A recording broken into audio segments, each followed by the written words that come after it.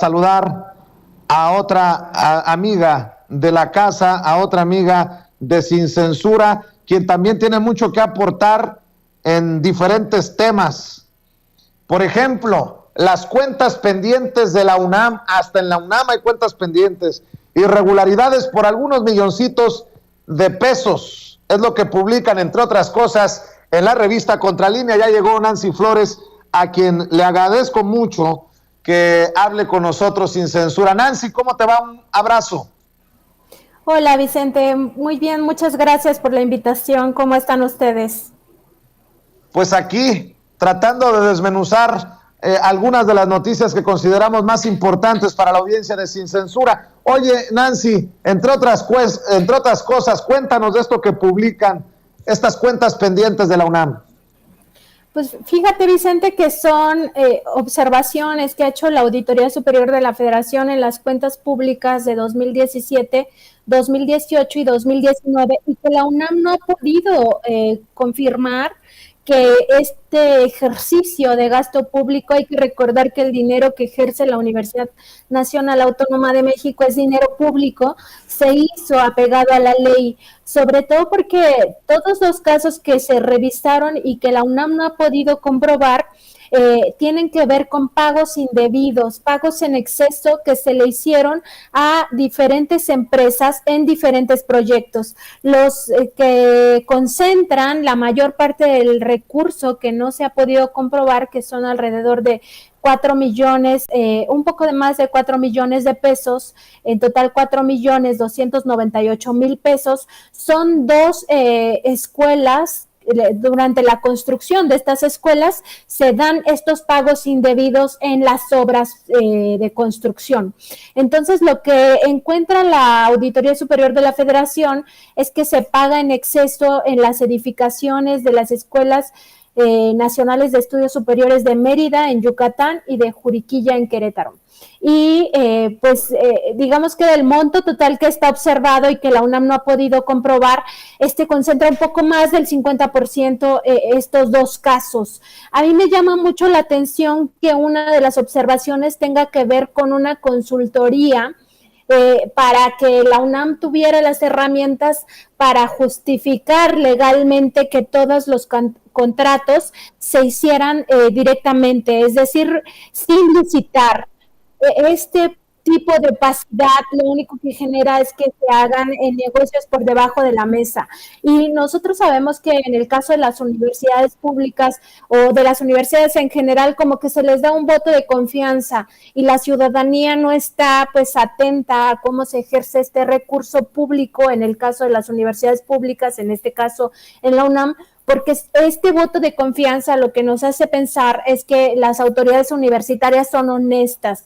Y en este caso, pues al menos en las observaciones que se han hecho, pues la UNAM no ha podido hasta ahora, y fíjate, viene desde 2017 estas observaciones, no ha podido justificar estos gastos por más de 8 millones de pesos. Y estamos hablando también no solamente en términos de las construcciones y pagos en exceso en estas dos escuelas, sino también cómo se contratan los seguros de vida, se modifican los montos que se le pagan a las aseguradoras, cómo se pagan incluso estímulos para académicos de asignatura, se les paga además, aquí se documentan más de 500 casos, y también en la propia impresión de la Gaceta UNAM también tenemos un caso de sobrecostos en este caso, porque se asigna un monto superior por cambio de tintas, una cosa así.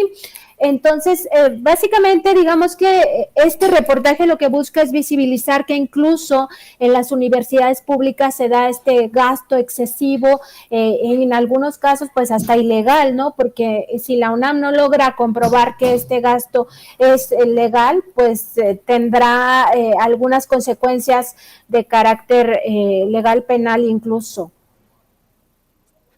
En la máxima casa de estudios y en estas cuentas pendientes, estas irregularidades por varios millones de pesos, eso qué ni qué. Y hablando de cuentas pendientes, Nancy, porque ayer opinabas en redes sociales, oye, anda desatado Calderón y dice mi papá una frase, que hay que ser cochis pero no tan trompudos, y se pasa Felipe Calderón, ahora ya textualmente se dice perseguido político. Dice, agradezco mucho su solidaridad y apoyo frente a los intentos de distorsión de la justicia en contra mía por parte del gobierno con propósitos de persecución política. Y nada más para dar pie a tu reflexión, a tu opinión, lo que le publicas, por ahí creo que le das en la frente con su realidad. Nancy dice, solo espero que algún día la justicia internacional, en el proceso que se lleva en la Corte Penal Internacional de La Haya, juzgue y condene a este criminal de guerra y autor intelectual de miles de crímenes de lesa humanidad. Calderón no es perseguido político, es delincuente. No puedo estar más de acuerdo contigo, Nancy Flores. Me parece que es un cínico, un gran cínico y además, en efecto, un gran criminal. En este caso, lo que yo decía es que ojalá en la justicia internacional algún día podamos ver que se le juzgue, se le condene, sobre todo por sus miles de crímenes de lesa humanidad, crímenes de guerra, porque hay que recordar que Felipe Calderón es quien declaró una supuesta guerra contra el narcotráfico cuando en realidad tenía una alianza con el cártel de Sinaloa. Eso está absolutamente comprobado e incluso por las autoridades de Estados Unidos que llevan a cabo el proceso en contra de Genaro García Luna. Y además por muchas investigaciones periodísticas. Yo en mi libro de La farsa detrás de la guerra contra el narco dejo en claro cómo la guerra contra el narcotráfico en realidad es una guerra social, una guerra contra las personas, contra la gente, contra la sociedad, contra el pueblo, para evitar movilizaciones de descontento en un contexto en el que veníamos de un gran fraude electoral y que él tenía una deslegitimidad absoluta a la hora de asumir la presidencia de México. Entonces, lo que hace es castigar a ese pueblo que no le dio los votos, que no le dio la confianza, con esta guerra, ¿no? Hay que recordar que había incluso caravanas de la muerte de agentes estatales que iban acribillando personas, pueblos completos, aterrorizándolos, en el contexto de toda esta ola de violencia. Y él debe ser juzgado, sobre todo por esta Corte Penal Internacional, para que no pueda alegar nunca que es un perseguido político. Además, por supuesto, la Fiscalía General de la República debería ya de actuar en contra de este expresidente, sobre todo porque hay muchos temas, o sea, no solamente es el asunto de estos crímenes de guerra, de crímenes de lesa humanidad en el contexto de la guerra contra el narcotráfico, sino muchos actos de corrupción y además de fraudes continuados. Un ejemplo de ello, Vicente, y que digamos es una muestra, un botón de muestra de los grandes negocios que se hicieron al amparo de todo este tema de la supuesta seguridad, tiene que ver con los reclusorios.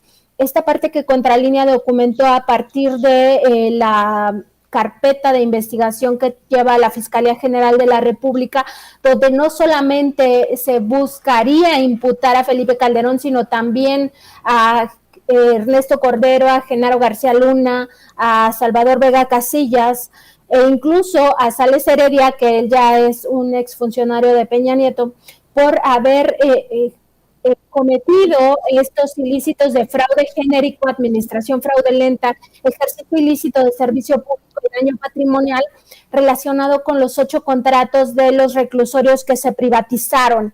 Y nada más para darte una idea, Vicente, este fraude continuado, porque además lo estamos viviendo aún en nuestros días, que es lo que ha tratado el presidente López Obrador de arreglar con las empresas, pues implica un monto alrededor de 300,000 millones de pesos. En el caso de la barda de la refinería Bicentenario, que es una refinería inexistente también, que es un acto de corrupción de Felipe Calderón, estábamos hablando de 1,000 millones de pesos. Aquí estamos hablando de 300,000 millones de pesos que supuestamente por seguridad nacional se asignaron a 6 empresas que al final vendieron los contratos y se suponía que era seguridad nacional y lo permitieron. Esas empresas son ICA, Prodemex, Arendal, Omex, Tradeco y GIA. Y esto me parece a mí que es parte de lo que nosotros necesitamos como pueblo, obtener justicia, y que la Fiscalía General de la República sí se ha estado tardando en integrar todas las carpetas de investigación, porque este apenas es un caso, por supuesto es un caso multimillonario de un gran fraude a la nación, pero solamente es un caso. Hay muchísimos casos que por los cuales se podría juzgar a Calderón, y él por supuesto que no es un perseguido político, es un gran criminal. Así es, mi querida Nancy Flores, siempre puntual, siempre dura con sus opiniones y bueno, pues estamos al pendiente de la próxima edición de la revista Contralínea. Por lo pronto hay que seguirle pidiendo a la gente que vea esta edición sobre Lala, sobre incluso cómo la pandemia ha exacerbado el racismo y la discriminación, entre algunos otros artículos, información que publican en esta edición de la revista Contralínea. ¿En dónde y cómo también te siguen a ti, querida Nancy Flores? Claro, muchas gracias, Vicente. La página es www.contralinea.com.mx y su cuenta de Twitter es @contralinea. Mi cuenta de Twitter es @Nancy_contra. Te agradezco mucho, Vicente, la oportunidad de hablar con tu audiencia y por supuesto contigo, y también le agradezco mucho a todo tu equipo.